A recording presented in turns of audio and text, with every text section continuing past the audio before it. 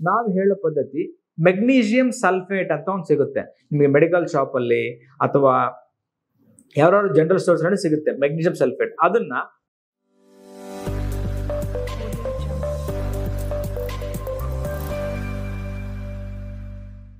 ನಮಸ್ಕಾರ, ನಾನು ನಿಮ್ಮ ಡಾಕ್ಟರ್ ರಘುನಂದನ್, ಮಾಣಿಕ್ಯ ನೇಚರ್ ಕ್ಯೂರ್ ಕ್ಲಿನಿಕ್, ಬಳ್ಳಾರಿ. ಇವತ್ತು ನಾವು ಯೂರಿಕ್ ಆಸಿಡ್ ಬಗ್ಗೆ ಡಿಸ್ಕಸ್ ಮಾಡೋಣ, ಅವ್ರ ಗೌಟ್ ಅಂತ ಅದ್ರ ಬಗ್ಗೆ ಡಿಸ್ಕಸ್ ಮಾಡೋಣ.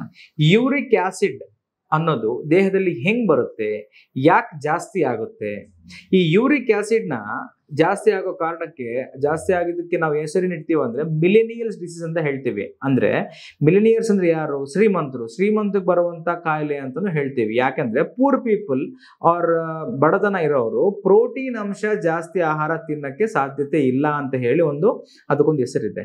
ಸೊ ಈ ಪ್ರೋಟೀನ್ ಅಂಶ ಜಾಸ್ತಿ ತಗೊಂಡ್ರೆ ಪ್ರೋಟೀನ್ ಎಂಡ್ ಪ್ರಾಡಕ್ಟ್ ಅಂದ್ರೆ ಪ್ರೋಟೀನ್ ತಿಂದ ಮೇಲೆ ಅದನ್ನ ಬ್ರೇಕ್ ಡೌನ್ ಮಾಡಿ ನಮ್ಮ ಬಾಡಿ ಅಬ್ಸರ್ವ್ ಮಾಡ್ಕೊಂಡಿದ ಮೇಲೆ ಉಳಿದಿರುವಂತ ವೇಸ್ಟ್ ಇರುತ್ತಲ್ಲ, ಅದು ಯೂರಿಕ್ ಆಸಿಡ್.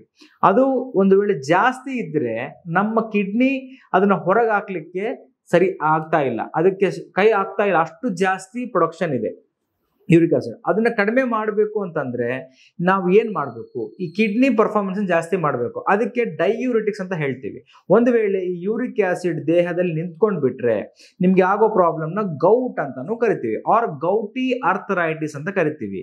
ಈ ಯೂರಿಕ್ ಆಸಿಡ್ ಹೊರಗೆ ಹೋಗಿಲ್ಲ ಅಂದ್ರೆ ಬಾಡಿಯಲ್ಲಿ ಮೊಣಕಾಲು ಜಾಯಿಂಟು ಅಥವಾ ಕೆಳಗೆ ಗ್ರೇಟರ್ ಟೋ ಅಂತೀವಿ, ಹೆಬ್ಬೆರಳು, ಕಾಲಿನ ಹೆಬ್ಬೆರಳಲ್ಲಿ ಹೋಗಿ ಸಿಗಾಕೊಂಡು ಅಲ್ಲಿ ಸ್ವೆಲ್ಲಿಂಗ್ ಆಗುತ್ತೆ. ಸ್ವೆಲ್ಲಿಂಗ್ ಆಗಿ ಕೆಂಪಗಾಗಿ ನಿಮಗೆ ನೋವಿರುತ್ತೆ. ಎಷ್ಟು ಪೇನ್ ಕಿಲ್ಲರ್ ತಗೊಂಡ್ರು ನೋವು ಕಡಿಮೆ ಆಗೋದಿಲ್ಲ. ಸೊ ಇದು ನ್ಯೂಟ್ರಲೈಸ್ ಆಗಬೇಕು ಅಂದ್ರೆ ನಾವು ಹೇಳೋ ಪದ್ಧತಿ ಮೆಗ್ನೀಷಿಯಂ ಸಲ್ಫೇಟ್ ಅಂತ ಒಂದು ಸಿಗುತ್ತೆ ನಿಮಗೆ ಮೆಡಿಕಲ್ ಶಾಪ್ ಅಲ್ಲಿ ಅಥವಾ ಯಾವ್ದಾದ್ರು ಜನರಲ್ ಸ್ಟೋರ್ಸ್ ನಲ್ಲಿ ಸಿಗುತ್ತೆ ಮೆಗ್ನೀಷಿಯಂ ಸಲ್ಫೇಟ್. ಅದನ್ನ ಒಂದು ಕೈ ಹಿಡಿಯಷ್ಟು ಅರ್ಧ ಬಕೆಟ್ ಬಿಸಿನೀರಿಗೆ ಹಾಕಿ ಕಾಲನ್ನ ಅದರಲ್ಲಿ ಇಟ್ಟು ಮೂವ್ಮೆಂಟ್ ಮಾಡೋದ್ರಿಂದ ಸ್ವಲ್ಪ ಮಟ್ಟಕ್ಕೂ ಆ ಪೇನ್ ಅನ್ನು ಕಡಿಮೆ ಮಾಡ್ಲಿಕ್ಕೆ ಹೆಲ್ಪ್ ಆಗುತ್ತೆ.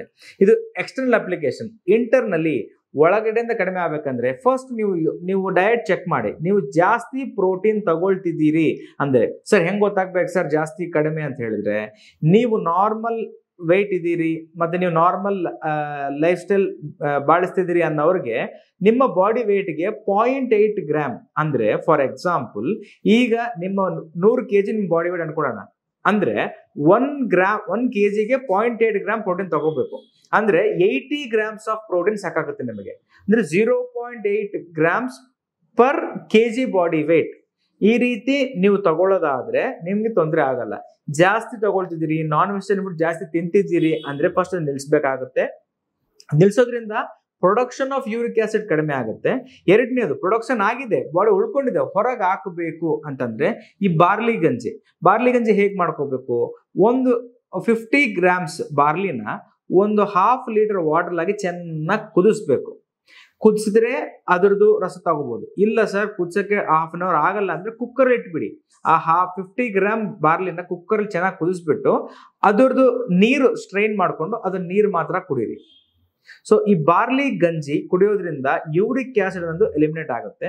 ಎರಡನೇದು, ಬಾಳೆ ಜಿಡ್ಡಿನ ರಸ. ಅಂದ್ರೆ ಈ ಬಾಳೆ ಜಿಡ್ಡನ್ನ ಚೆನ್ನಾಗಿ 1 ಲೋಟ ನೀರಿಗೆ ಅಂದ್ರೆ 250 ml ವಾಟರ್ಗೆ ಇದನ್ನ ಹಾಗೆ ಕುದಿಸಿದ್ರೆ ಅದು ಹಾಫ್ ಆಗ್ಬೇಕು, 125 ml. ಅದನ್ನ ಕುಡೀರಿ. ಒಂದೊತ್ತು ಅದು, ಒಂದೊತ್ತು ಬಾರ್ಲಿ ಗಂಜಿ. ಇವೆರಡು ತಗೊಳ್ಳೋದ್ರಿಂದ ಈ ಯೂರಿಕ್ ಆಸಿಡ್ ಅನ್ನು ಮೆಲ್ಟ್ ಆಗಿ ಹೊರಗೆ ಬರೋ ಚಾನ್ಸಸ್ ಇರುತ್ತೆ. ಮತ್ತೆ ಯೂರಿಕ್ ಆಸಿಡ್ ಹೊಸದಾಗಿ ಬರಬಾರ್ದು ಅಂದ್ರೆ ಪ್ರೋಟೀನ್ ಅಂಶ ತಿನ್ನುವ ಆಹಾರನ ನೀವು ಸ್ವಲ್ಪ ನೋಡಿ ತಿನ್ಬೇಕಾಗುತ್ತೆ. ಇವೆರಡು ಮಾಡೋದ್ರಿಂದ ನಿಮ್ಮ ಯೂರಿಕ್ ಆಸಿಡ್ ಒಂದು ಕಡಿಮೆ ಆಗುತ್ತೆ.